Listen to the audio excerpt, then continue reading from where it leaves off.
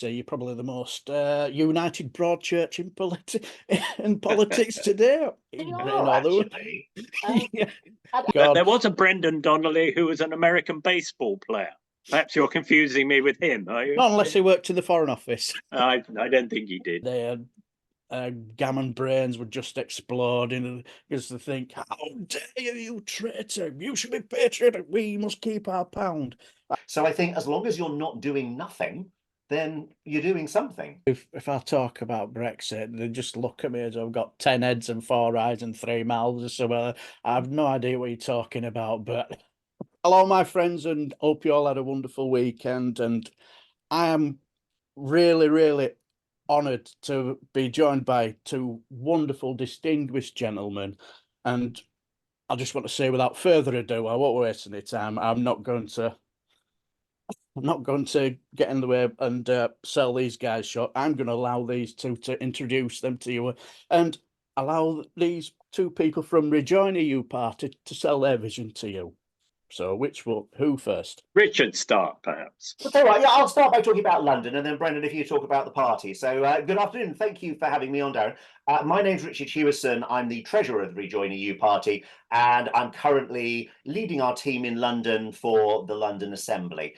The London Assembly is a bit of an odd election in that we have the mayor, we then have the Assembly that keeps the mayor to the account, and when it comes to the Assembly, we have 14 directly elected members and the top-up list, which is done on a PR basis. And so one of the things that we're doing is we're trying to get ourselves elected on the top-up list, because we don't want to be splitting the vote in London unnecessarily, particularly when we have a very pro-EU candidate for mayor. I wish he'd said the same at the last election, but he's come out for all guns blazing for closer relations with the EU. So we want to try and get one of the 25 seats so that we can try and push for a little bit more on the London Assembly. It's all very well having a very pro-EU Assembly, but we want to push them to actually do things such as consult the people in London as to what direction they'd like to go. So that's what we're doing on London. Brendan, do you want to talk about us in general? Yes, by all means. Thank you. And thank you, Richard, for founding the party. You're very modest about saying you're just the treasurer, but you set it up, and we're very grateful to you.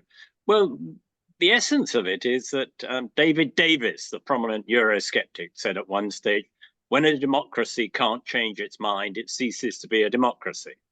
And we agree with him about that.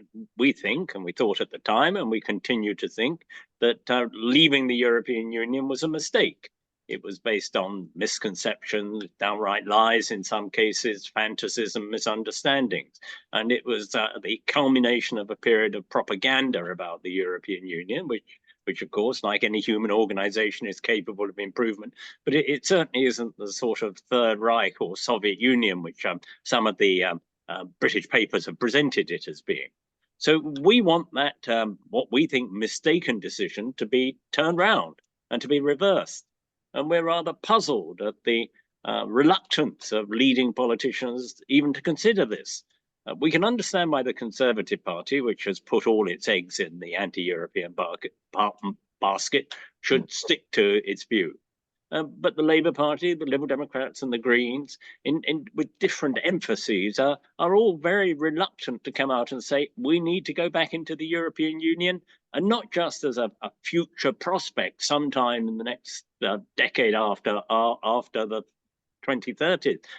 It's something we should be working for now. And we think that getting 1 or 2 people elected to the London Assembly under a PR system will send a very powerful message to British politicians that there are votes in being pro-European, and you can lose votes if you're not pro-European. Fantastic. Because that one thing, as I was reading about the London Assembly, I didn't really realise, I'll say, I live up in Bradford, they do it under the PR system, don't they? Yeah, well, I've just found that really interesting. But while I was researching, because I didn't want to look like a complete dullard and an idiot, but I was reading that you and 11 other Rejoin member candidates are trying to win seats, aren't they? Yes. And as I was reading, there was something that tweaked me interesting in what you both said, and I found very interesting, where you said, Brendan, a vote for Rejoining you won't be wasted. And you also said it would show leaders of the bigger parties that they should stop ignoring the damage that Brexit is causing. And I totally agree. I've done on a few channels when I've seen businesses, they're just absolutely struggling and all that. And I also remember reading what you said as a result of the change in the electoral system and the current mayor's strong pro-EU comment, as you said earlier on, in recent months, you've decided to concentrate only on the assembly list. Now, I've got the feeling that you feel that maybe 11 candidates, all yourselves, all of you and 11 candidates are not going to win seats. That's the feeling I was getting. Hopefully you could do. Hopefully you do. But if you did, would then the bigger parties really have to sit up and take notice and maybe stop ignoring the elephant in the room? Yes, I think they absolutely would. And unfortunately, in London, it does come down to pure maths at the end of it. I have a feeling that Labour will get 14 of the 25 seats, which pretty much means that even though they'll pay lip service to the rest of us, they'll be able to pretty much do what they want at that stage. But I hope that we will be able to be a powerful voice on the London Assembly, and I hope that we will be able to remind people about why Brexit is an issue that the London Assembly needs to focus on, and at least push the Assembly in that direction. As Brendan said very eloquently, Labour and the Lib Dems do seem to have lost their way very badly on this, and it's quite confusing because we know that ordinary Labour voters and ordinary Lib Dems largely agree with us. It's their leadership that are different. The Green Party, of course, have become much more focused on this issue as well. But again, it's a minor issue for the Green Party. It's our raison d'etre. So I hope that we will be able to work together if we are elected with members of the Green Party and actually bring some decent stuff to the London Assembly. Can I say something there? If we've got 11 candidates, then under proportional representation, there's very, very little chance indeed of all 11 of them getting elected. And that's why I was a little bit hesitant about numbers. But I think there's every chance of our getting 1 or 2 elected, and that will be a powerful signal, because if the other parties, like the Labour Party or the Green Party or whoever it is, get a certain number of votes on the directly elected part of the Assembly or the mayoral contest, and then some of their votes peel off to us in the PR section, in the list section, then that will be a signal to them that their voters are mobilizable for rejoining the European Union. And that's what we hope to show. It's worth pointing out that UKIP got some assembly members under PR in previous years, and they used that as a sort of basis platform to put forward their message. We in many respects are the reverse, the mirror image of UKIP. Yeah, it's like when I was watching it, I was sort of like thinking, imagine if you got a really good proportion of Rejoin the EU party members on the board, sort of like, would that give more elbow to the Lord Mayor to be more pro-EU in his what he says? Do you think that would happen?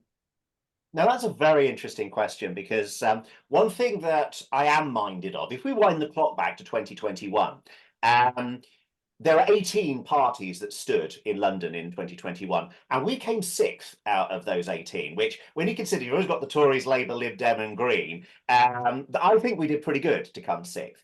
Now, if you were Sadiq Khan back in January and you were looking, thinking, oh, it could be tight, where do I need to go into? I know I'm not going to get rid of the others. The Women's Equality Party, who came 5th, they're not standing.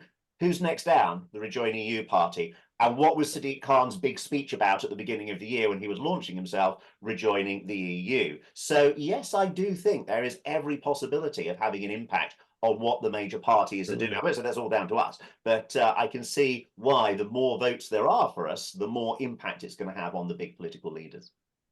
I think Sadiq Khan has been under a bit of pressure from his own party, from Starmer, to rein back his enthusiasm. And I think that all leading politicians are subject to a number of pressures. They had their own views, they had their party views, they had their constituency, they had the media. We're hoping to be one of the pressures being exerted on Sadiq Khan. We hope a benevolent pressure to encourage him to go in what we regard as the right direction.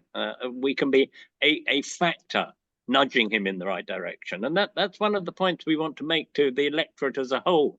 You may be an enthusiastic Labour supporter normally, but you're unhappy about the attitude to rejoining. Well, voting for us in the proportional representation element of the Assembly election can be a nudge, a jolt to your party to go in a more pro-European direction.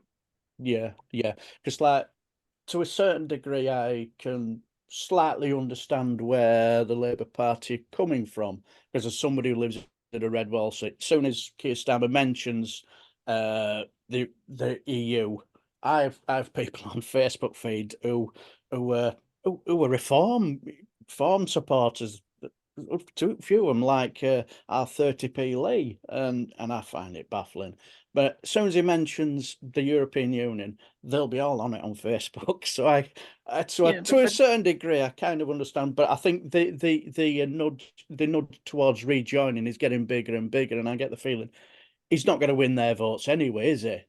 I think that's the point, that they'll believe, because the Express and the Mail and Telegraph will tell them that he's a closet rejoiner. So if he is a closet rejoiner, he might as well say so, because lots of the people who are voting against him will assume that anyway. He's very good if he is. Very good. Yeah. But there is another point that he could follow the electoral prudence that you're talking about and not go as far as he does. He does nail his colours too far to the idea of making Brexit work. He doesn't need to go that far. I think he's a bit like the lawyer defending a client who he has to present in the most favourable possible light, even if he has private doubts about the morality and even guilt of the client that he's representing. Yeah. Speaking of Labour, I as I were reading, I noticed you'd put on, and when you were talking about Labour, I had it down really long, but I'll ask it now. Like, I was reading you put on Labour's 5-point plan, and what I found very interesting when I was reading it was it just reminded me of a party that just seems to want, like you get a big massive jigsaw puzzle, you put it on the table, and you always start from the outside in. But as I was reading it, it just felt like they've just done all the outsides and just left the middle and strutted about thinking, that's it, problem solved. And when I read it even more, the more I thought, they just seem to be making more of an argument for fully rejoining without realising, for me. Do you agree? I agree that it's 5 very weak points. I'll be honest with you, I remember actually writing the critique of Starmer's 5 points a while back, but they're so vacuous, they've gone from my mind now. If you put me on the spot, say, tell me one of Starmer's 5 promises, I couldn't tell you. And when I talk to people on the street, I don't think they can either. But one of the misconceptions the Labour Party has is that because it's going to be less rude and less aggressive towards the European Union than the Conservative Party has been, somehow that will ensure that they get a much better deal from the European Union.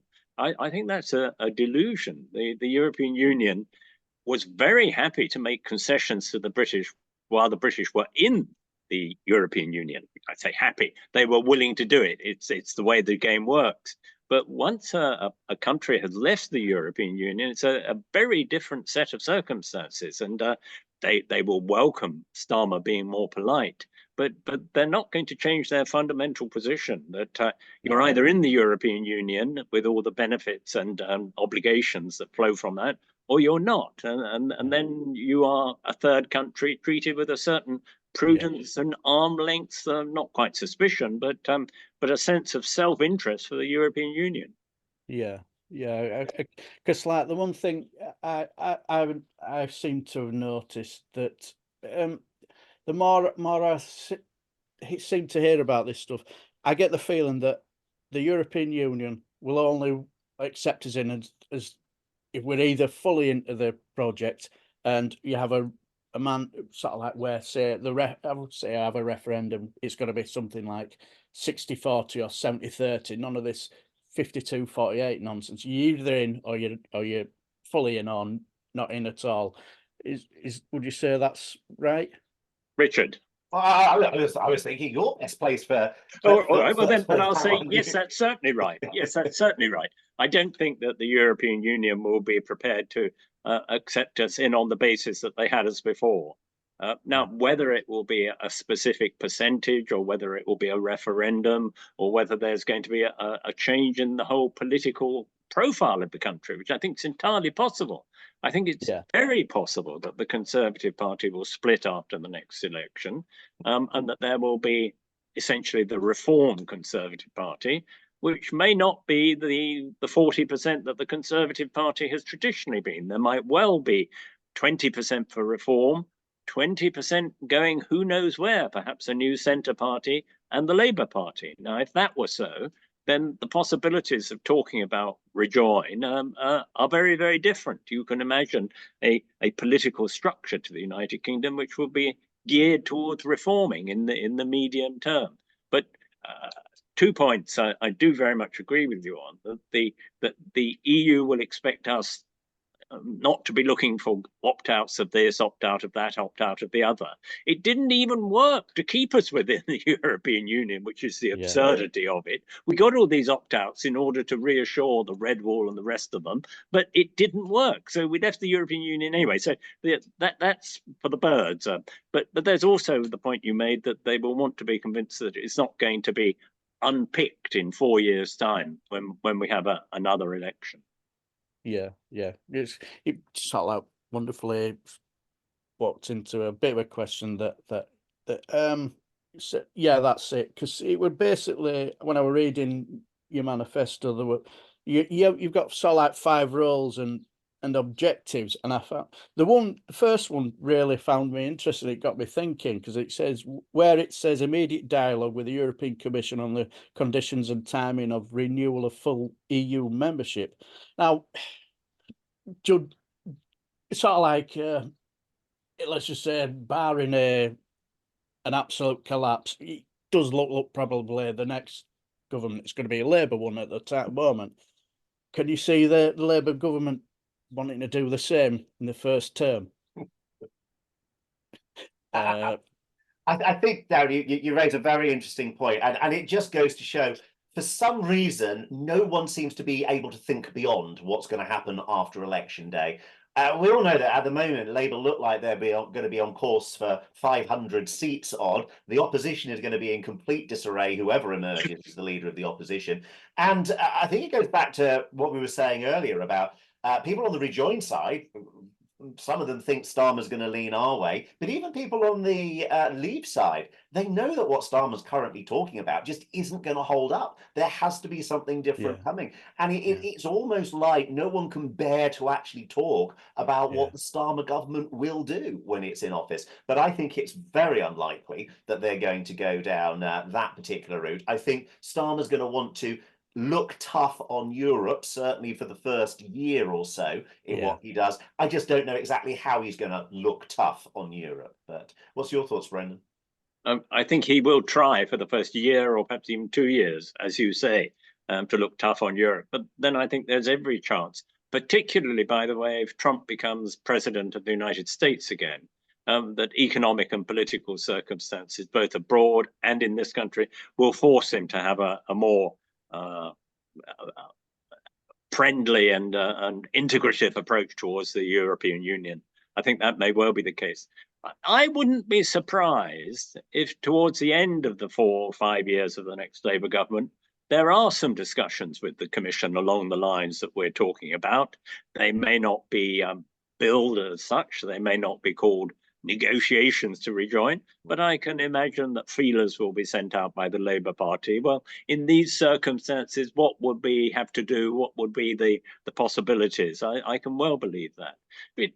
At the very outer end of possibility, I don't rule out the idea of the Labour Party committing itself to a referendum in the next election after the one we're about to have.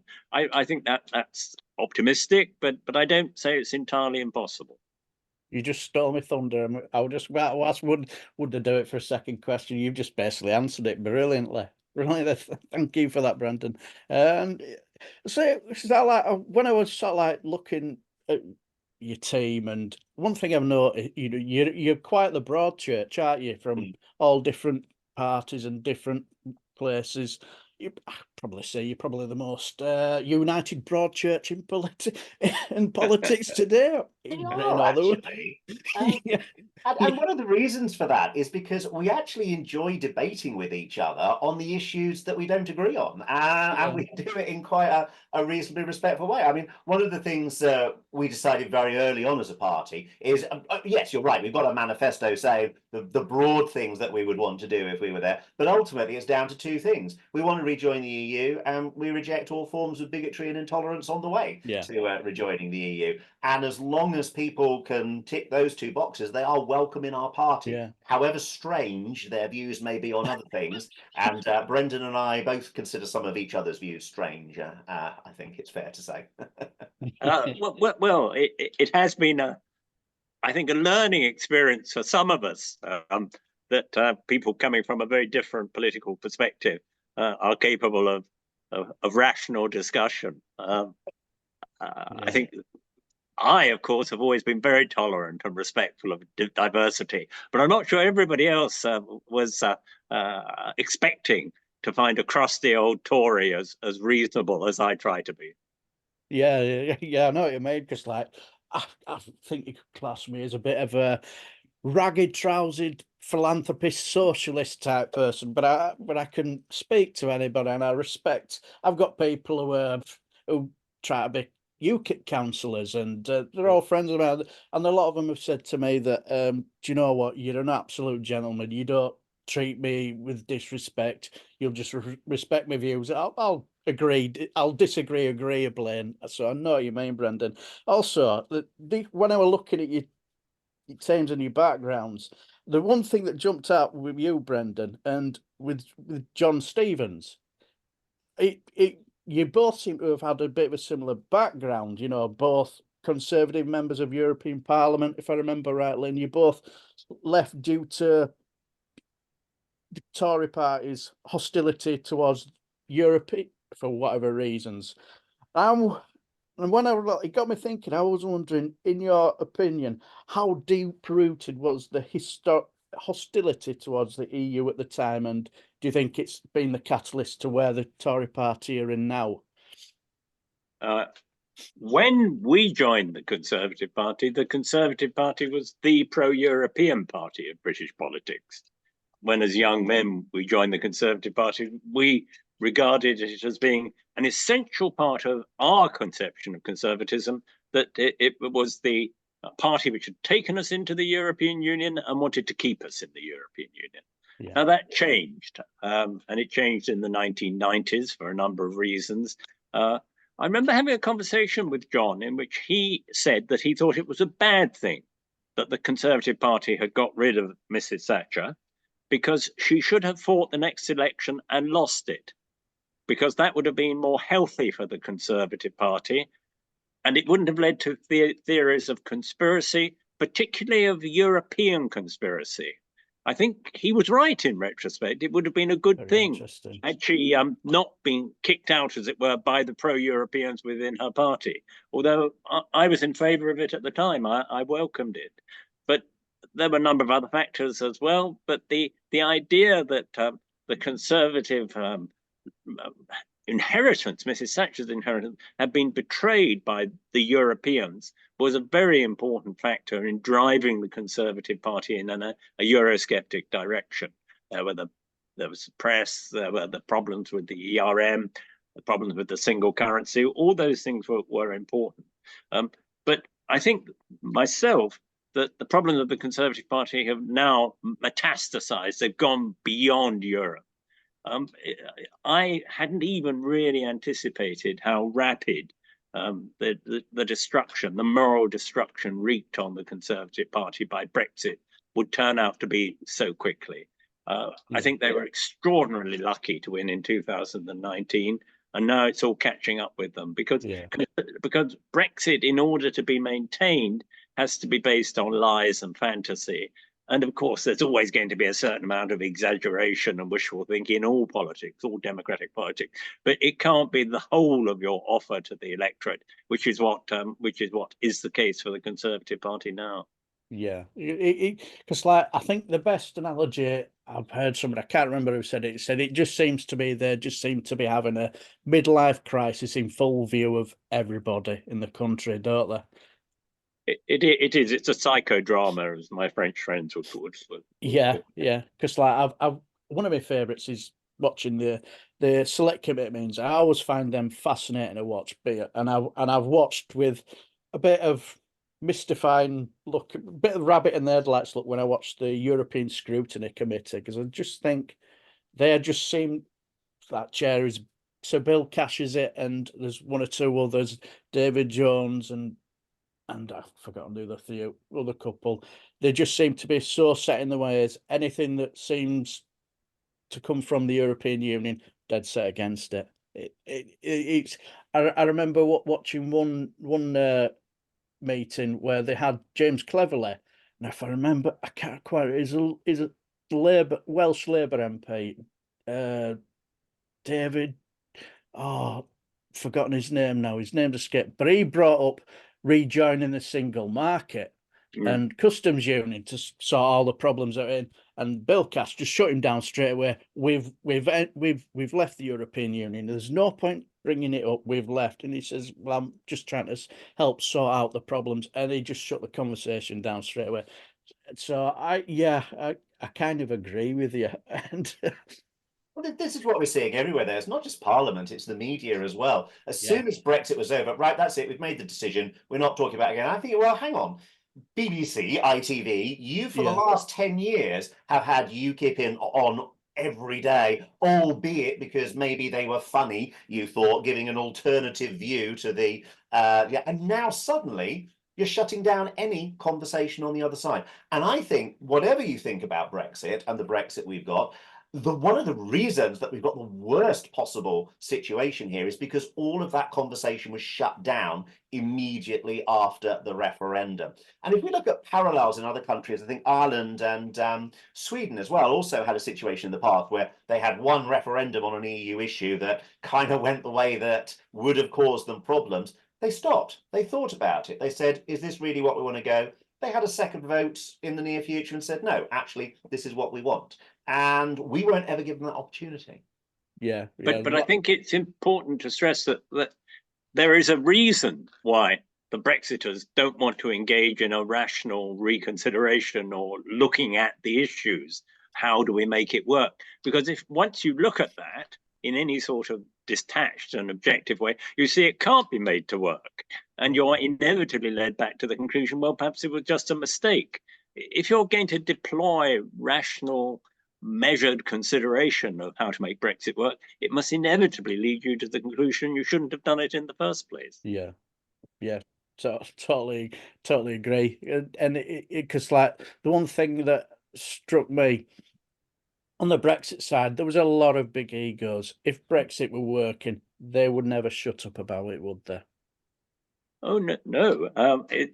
I think it's staggering that we have such large opinion poll majorities for Rejoin, not just for saying Brexit's gone wrong, but for Rejoin, when there's been no political leadership in that direction, apart from the Rejoin EU party. And I wouldn't claim that we ourselves are responsible for that, for those majorities.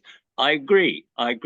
You have to take opinion polls about a speculative possibility with a pinch of salt. I agree with that. But if Brexit had been a success and there had been people trumpeting its success, then we wouldn't see in the opinion polls anything like the results that we consistently see at the moment. Yeah, totally agree. Yeah, it's like I have to say when I was doing my research, and I read your Wikipedia, Brendan, and I just absolutely bricked it. I'm thinking, my God, I'm talking to this distinguished gentleman who's served so. And I thought, my God, there was a Brendan Donnelly who was an American baseball player. Perhaps you're confusing me with him, are you? Not unless he worked in the Foreign Office. I don't think he did. I don't think. No, I don't think he did. Yes. So, but anyway, as I was sort of like getting some information, I do what I want to do. I saw an interesting tweet by you, Richard. Now I might be looking at it the wrong way. You said you would propose a swift and painless referendum, London-wide poll to see how many Londoners would want to rejoin the EU. Now, I found the word swift and painless e-referendum very interesting. Now, it might be a bit of a silly question, and if you want to call me an idiot, quite welcome. But I was just wondering, if you got the result that you demand, how would you think that would work? That's a very good question. But let's imagine that I get elected onto the assembly. I go to my very first assembly meeting. I say, look, very quick. We put up a website starting in July, going on till September, just asking people, do the people of London want to rejoin or not rejoin? Doesn't cost loads of money. You simply log on. You're registered against the electoral register to check that you are. We can have post checks afterwards. I get the support of 11 members of the Assembly, sorry, 13 members of the Assembly, I should say, in order to get that through. And we have that vote. And I think London would vote not only overwhelmingly, but with a stronger majority to do that. Now, as we're coming up to a general election, putting that information into the ether on top of a general election forces the politicians nationally to address the real issue. And as we've said in this discussion, the real issue is Brexit. So that's the roadmap there. Yeah, totally agree. Because I remember watching the Financial Times video where they just seem to want to ignore the elephant in the room, come what may, don't they? Yeah. Can I say something about the Foreign Office? Yeah, please. I mean, I'm not vain, I hope, about having been in the Foreign Office, but the Foreign Office is a distinguished institution. It wasn't entirely to my taste, and which is why I left it.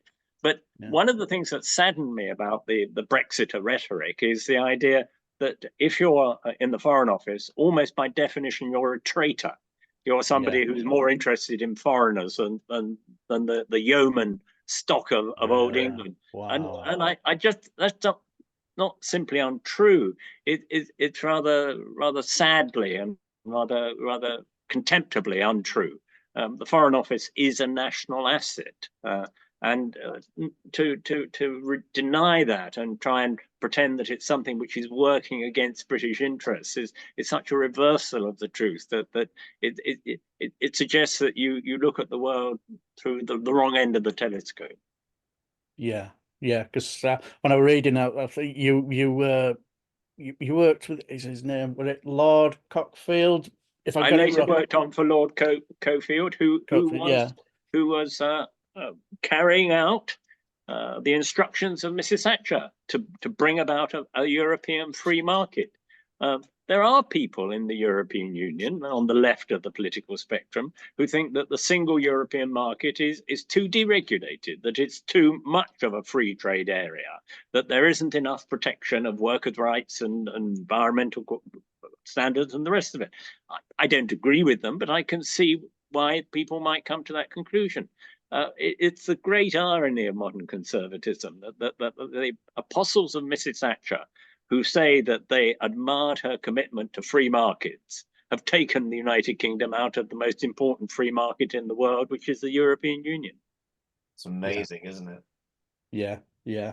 So, but yeah, I say one of the things that I did notice when I was sort of like reading, because like when it came to your objectives, when it came to restoration of the free movement, which I totally agree, because for me, if you want your economy to grow, you need free movement, don't you? Absolutely. And rejoining the single market and customs unit, totally agree with it, because I said it's just extra tape for British businesses. But the one thing that I did hear when it came to trade and economy was about joining the euro. Now, as somebody who lives up in Bradford, when the Brexit conversation, I said, you do realise we will eventually rejoin, and then we'll have to take on the euro, and the gammon brains would just explode because they think, how dare you, traitor, you should be patriotic, we must keep our pound. I'm just wondering, can any of you two give a positive reason for joining the euro? For joining the euro? Oh, absolutely. Yes. I mean, why do we want to pay all the ridiculous transaction costs that we have to when we turn our pounds into euros to trade abroad? It reduces friction. It means that our lives become easier. We can do shopping across Europe without being ripped off right, left, and centre. with various things. I mean, I don't think, and Brendan may have a different view on this, I don't think joining the euro is necessarily a part of us rejoining the EU. I think there are other mechanisms to do it, but personally, I would be well in favour of it. Brendan, what's your thoughts on that? Yes, I think it's unlikely that we'll be able to rejoin the European Union without a commitment to join the euro either immediately or very soon. I'd go further than Richard's point about transaction costs. It's also part of being in the single market because it gives stability and predictability to British business, which is thinking of investing or engaging in long-term commercial relationships within the European Union. I was amused that both of you nearly said, well, I think one of you did, I can't remember which, give up the pound. It's not a question of giving up the pound, it's a question of joining the euro. Once you phrase it as we'll have to give up the pound, then you've already lost the argument. The question is, should we be part of the euro? And it seems to me that there are very good reasons in favour of that. And I find the rhetoric about sterling and the pound being really rather strange when you think that most people do 90% of their transactions virtually. They never see a pound. I carry many fewer pounds around in my pocket than I ever did before. And so it's a relic of when Britain ruled the waves in the beginning of the 20th century. I don't idolize, I don't worship the pound, and I don't think other people should either. No, neither do I, because like we're living in a polarized time now where if you change the union, the flag, that's it. The lunatics on Twitter or social media go absolutely bonkers over it. Little realization that they're probably giving Nike or whatever free propaganda, so to speak. So yeah, I totally agree. And I'm saying when it comes to the pound and pound euro, it doesn't really bother me. I've used it in when I've gone to Spain or the Canary Islands. So it's neither here nor there for me. I've always been, when it comes to the flag, I'm not really. Yeah, it's not really the most important thing in the world, is it, really?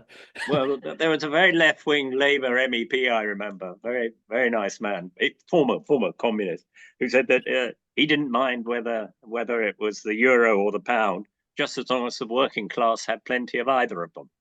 That seemed to me quite a good way of looking at it. Yeah, absolutely. That's such a good summary of how economics should be in general, though, isn't it? Yeah, absolutely. Yeah, totally agree. Now, when I was reading it in your final manifesto, there was something that intrigued me, because like you said, when you isn't just about going back to how the European Union was before Brexit, but also you want to make a better Europe and help to lessen the fears of those who did vote to leave in 2016. I'm just wondering, if you got the opportunity, how do you think you would do it? Well, I think the former MEP will probably have a bit more insight on the direction there.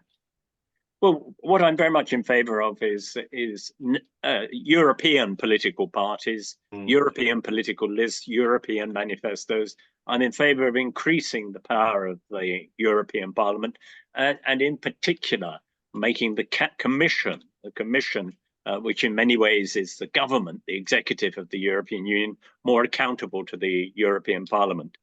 I'm very sorry that the idea, which seemed to have its day a few years ago, of linking the presidency of the European Commission to the outcome of the European elections, that is not as well regarded as likely to happen as it used to be, because I thought that was the beginnings of giving people a stake in voting for a European government, and I was very much in favour of that. But I think there's also an obligation on all the national governments as well. The British government over the years was the worst, but lots of other governments had the tendency of blaming the things that they didn't want to have happen, but they knew needed to happen on Europe. And well, I was against it myself, but I was outvoted. and everything that went right in Europe, well, they were the people who pressed for it. They were the people who'd made it happen. As I say, there's always a temptation in that direction in democracy, but the European Union needs the support of its national governments as well. I think just going back to the point you made there, Brenda, about pan-European politics, I mean, that would be such a positive way forward. And I should mention that in London, we are actually partnering under our umbrella with Volt, who stand in elections across Europe on exactly that basis. They have had success in the Netherlands. I should say we are partnering with the UK arm of Volt, which of course, now that we're not in the European Union, is completely separate from the European version. But this idea of pan-European politics and pan-global political parties is certainly one that is taking off in the minds of many, many people and would be great to see as the way forward. Fascinating. See, because like I remember not long after the referendum result, I was watching a couple of, because around that time I got a bit more politically active, because when the referendum came out, it was something I thought, why are we so getting beat up about the European Union? Is it going to change anything in my life? And I'm thinking, but when it came to the TV debates and stuff like that, I thought maybe I should take this a bit more seriously. And after the result, I voted to remain, because I just saw the way the traffic was going, you know, especially after what happened to Joe Cox, and I just thought, yes, no, I can't, because there's an old saying that I once said, you sleep with dogs, you get fleas. And I just couldn't bring myself to do it. And so, but I watched a bit of a video. I think it's Femi. I'm sure it was him. Yes. It was at some sort of meeting, and a woman said something that was really, really interesting. It's always stuck in my mind. And she said, I think she lived in France, and she said, whenever the European Union Congress, there's always a channel for everybody to watch. She says you can watch it. It's all there for everybody to watch and understand what happens and gets it. She says, but coming back to England, there's no channel for it. She said, I think there should be more sort of like maybe not a channel, but maybe somewhat like on web on the social media where you can watch it live in Britain as well. What do you think? So sort of the equivalent to the Parliament channel for Yeah, the EU. yeah. I think that, well, I can't imagine it's going to get huge ratings, but that's not the True. important thing. I think what it's going to do is it's going to put on record what actually goes on, and it's going to make it so, or it would make it so much easier for the lies that are told to be proved for what they are. Yeah. There was a British European commissioner, who was once asked whether he thought that ignorance or indifference was a greater enemy of the European Union in the United Kingdom. And he said he didn't know and he didn't care, which I thought was quite an appropriate reaction. But there are lots of both, I think.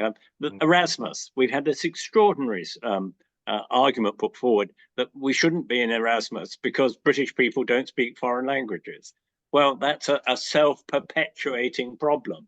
Yeah. And I'm afraid that there is an indifference and an almost willful ignorance that there's the thought that if you know what the difference is between the European Commission and the European Parliament, you don't just think it's the blob, it's the Brussels bureaucracy, then somehow you're approving of the European Union. You're suggesting it's on the same level as the United Kingdom's Parliament. And this is just a muddled thinking, I'm afraid. Yeah, I totally agree. Because like I was reading a bit of interest about on the Erasmus Plus, it's called, isn't it? If I remember right. Yeah, and it just, and we've got that. I forgot what it's called. Is it the Turing same thing we've got, and it doesn't even come close to us.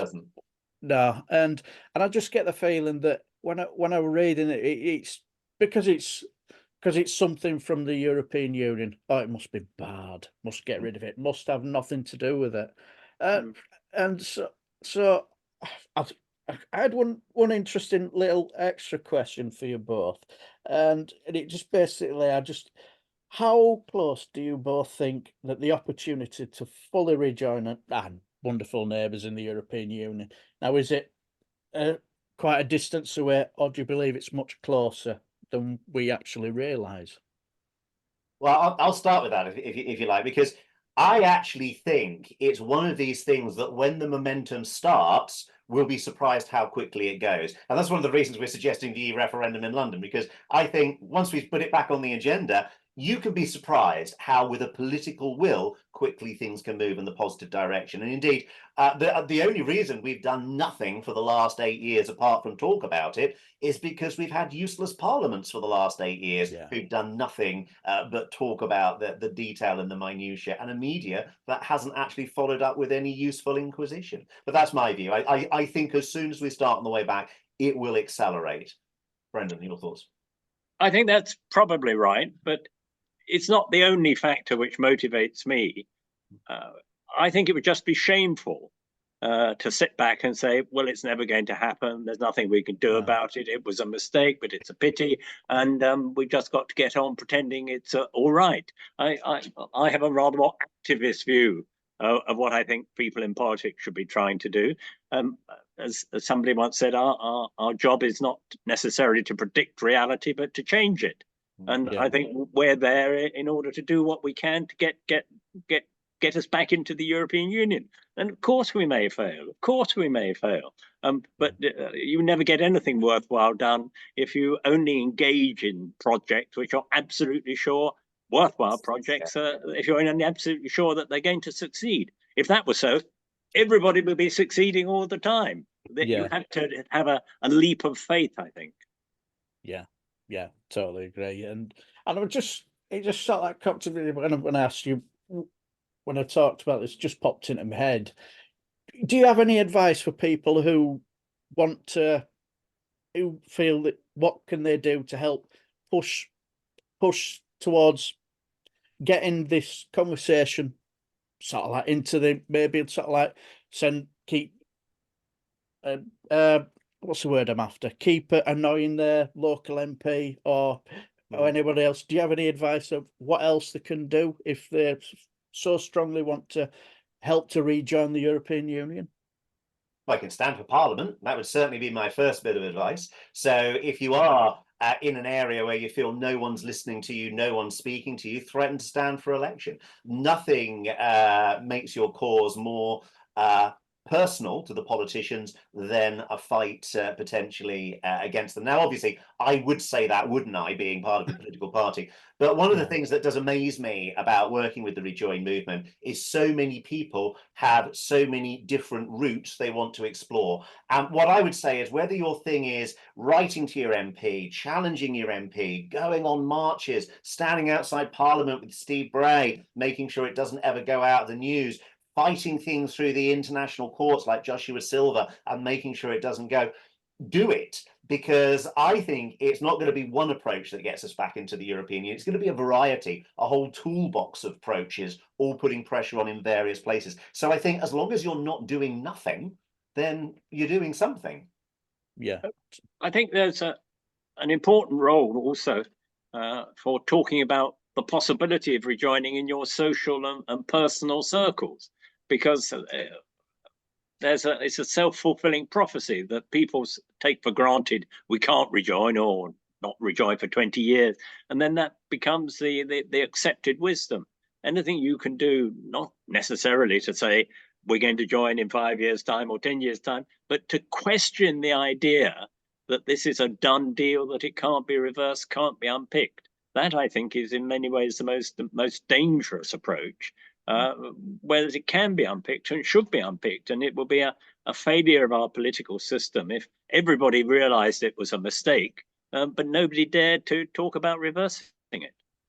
Yeah. Which unfortunately seems to be the reality when you actually listen to commentators on it. It's, let's forget it's Brexit. This thing that's happening, it's happening and it's really, really bad. Oh, what are we going to do? This thing is happening. And the logical answer, well, stop it. Oh, no, we can't stop it. We've got it. It's bad and it's happening and I don't know what to do. It just frustrates me. Yeah, I totally understand. Because like when let's say I live in a red wall seat, and I've got so many friends who've got some wild off the floor political beliefs than me. If I talk about Brexit, they just look at me as I've got 10 heads and 4 eyes and 3 mouths or something. I have no idea what you're talking about, but so I totally understand what you mean. But anyway, I just want to say I'm out of questions now. So if you want, I just want to say thank you for your time, and it's been a real honour and privilege to meet you both. Thank you, Darren. It's been great.